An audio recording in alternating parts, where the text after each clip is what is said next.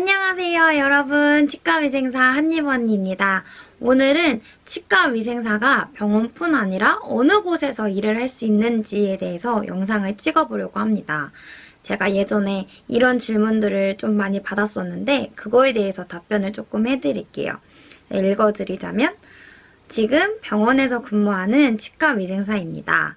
학생 때 실습을 하면서 나는 병원에서 일하는 게 안 맞는 것 같다 라고 생각을 했었는데 졸업을 하고 취업을 해보니 병원에서 근무를 하다 보니까 정말 임상이랑 안 맞는 것 같은데 어떻게 하면 좋을까요? 라고 이렇게 질문들, 이런 비슷한 질문들이 좀 많이 있었어요. 그래서 제가 사실 예전 영상에서도 치과위생사가 병원뿐만 아니라 어느 곳에서든 일을 할 수 있다 이렇게 영상을 찍은 적이 있는데 이번에는 약간의 살을 붙여서 또 제 얘기랑 같이 해가지고 저의 이야기뿐만 아니라 병원 말고 또 어디로 취업을 할 수 있는지에 대해서 영상을 찍어보도록 하겠습니다.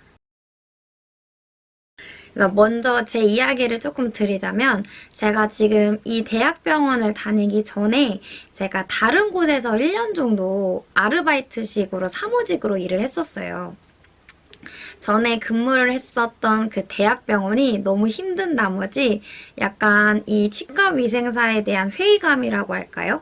뭔가 너무 지치고 힘들고 또 계속 같은 일도 너무 반복되어 있고 또 집에 와서 맨날 이렇게 지치고 힘든 제 모습이 너무 싫은 거예요. 그래서 정말 다른 일을 할 수 있는 방법이 없지 않을까라고 생각을 한 끝에 사실 그 병원에서 무기계약직이라는 기회가 있음에도 불구하고 저는 그 병원을 나오게 됐어요. 제가 다시 돌아올지언정 다른 일을 해보고 싶다. 나는 약간 임상이랑 안 맞는 것 같다? 라는 생각을 그 당시에 너무 많이 했던 것 같아요. 제가 그때는 5년 차였는데 이게 1357 이 주기로 좀 고비가 온다고 하잖아요. 일하면서. 그래서 너무 5년 내내 계속 치과위생사를 하다 보니까 이 직업에 대한 회의감? 그리고 내가 언제까지 이 직업을 할 수 있을지에 대한 고민도 순간 많이 들고 또 사실 저희 직업이 계속 서서 일을 하고 어시스트를 하다 보니까 육체적으로 너무 힘들고 또 환자와 또 의사 선생님들과의 관계에 대해서도 정신적인 스트레스 이런 걸 너무 많이 받다 보니까 병원 이외에도 다른 분야를 한번 도전을 해보자 라고 해서 나오게 된 적이 있었습니다. 한 3년 전에. 그래서 한 1년 정도 아르바이트식으로 사무직에서 일을 했었어요. 근데 1년 정도 이제 일을 하다 보니까 제가 어떤 생각이 드냐면 이렇게 계속 아르바이트만 할 수 없는 거예요. 사실 그 사이에 저도 토익도 준비하고 또 여기저기 서류도 내보고 하는데 막상 취업이 잘 되지 않았죠. 사실 치과위생사라는 직업의 장점 중 하나가 취업이 어느 정도 된다는 거였는데 일반 사무직은 너무 쉽지가 않더라고요. 그래서 또 제 나이가 그때는 한 27, 26?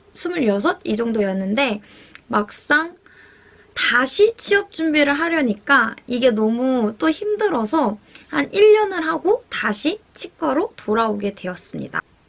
다시 치과로 돌아오게 된 계기는 사실 돈도 어느 정도 영향은 있지만 다른 일을 하면서 모든 일이 쉽지 않구나 라고 생각이 들었어요.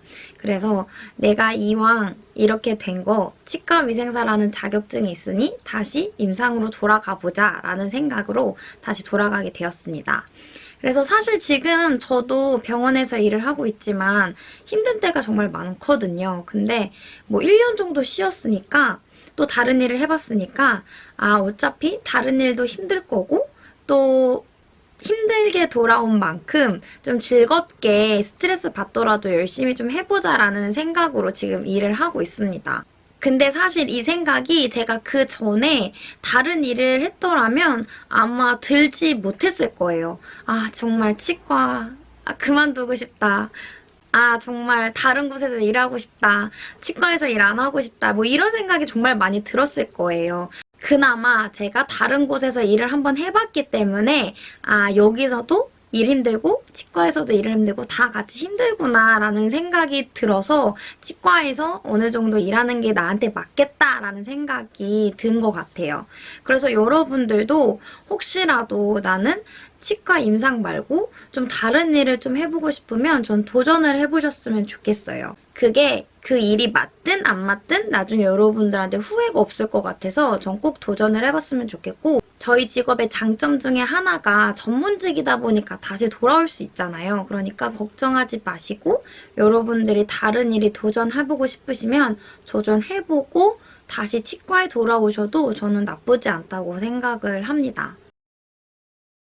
이제는 저희가 병원 말고 다른 곳에 어디로 취업을 할 수 있는지 알려드리도록 하겠습니다.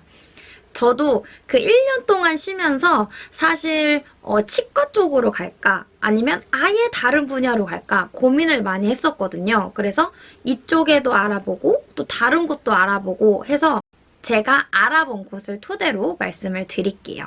첫 번째는 구강위생용품 회사나 아니면 제약회사 아니면 임플란트 회사, 이렇게 회사 계열로 많이 가지 않을까 싶어요. 사실 치의생학과를 졸업하고 대부분인 학생분들은 임상으로 가고, 또 남학생분들이나 아니면 약간 1, 2년 차 때 이제 병원을 다녀보고 좀 다른 곳에서 일을 하고 싶다라고 하시는 분들은 이렇게 회사 쪽으로 많이 가시는 것 같더라고요. 그래서 저도 임플란트 회사에 지원서도 넣어보고 그것 때문에 토익도 보고 그랬었거든요. 그래서 아마 회사 쪽으로 많이 가시지 않나 싶고요. 사실 회사 쪽으로 제가 면접을 봤었을 때는 그때 자격 요건이 병원 임상 경력은 무조건 필수였고 토익도 몇 점 이상이었어요. 그래서 여러분들이 그 회사에 그 사이트에 가셔가지고 채용 공고 나오는 걸 보고 거기에 맞게 준비를 하시면 될 것 같아요. 그래서 제가 회사 쪽으로 취업을 하고 싶을 때는 사람인이나 덴탈잡 같은 채용 사이트를 굉장히 많이 봤기 때문에 여러분들도 수시로 보면서 체크를 하시면 되겠습니다. 두 번째로 많이 가는 곳은 공단이나 심평원이 아닐까 싶어요. 제가 예전에 심평원에 취업을 하고 싶어서 좀 알아봤더니 병원 임상 경력은 필수고 또 필기시험도 보더라고요. 그래서 제가 직접적으로 지인이 거기에 계신 분들이 없어서 이렇게 건너 또 물어보니까 병원 임상 경력은 무조건 필수고 그리고 보험 청구사 2급을 따놓으면 좋다고 말씀을 해주셔서 혹시라도 공단이나 심평원을 가고 싶으신 분들은 병원에서 임상 경력을 어느 정도 쌓고 보험 청구사까지 같이 공부를 하면 좋을 것 같습니다. 세 번째는 공무원인데요.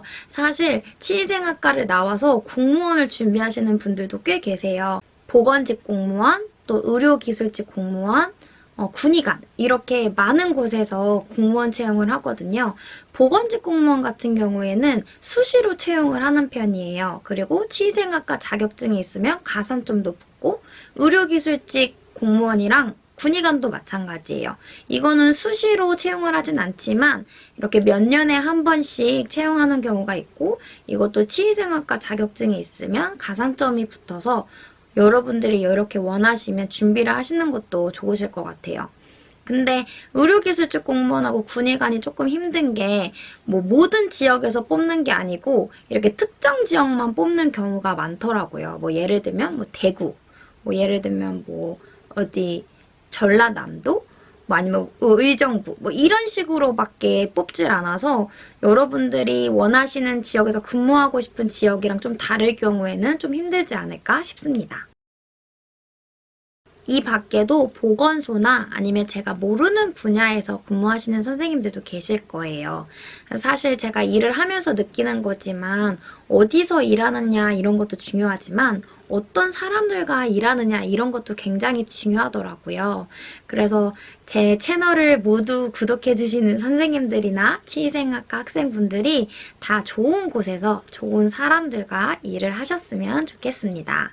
그럼 다음번에도 더 재밌고 유익한 영상으로 찾아뵐게요. 안녕!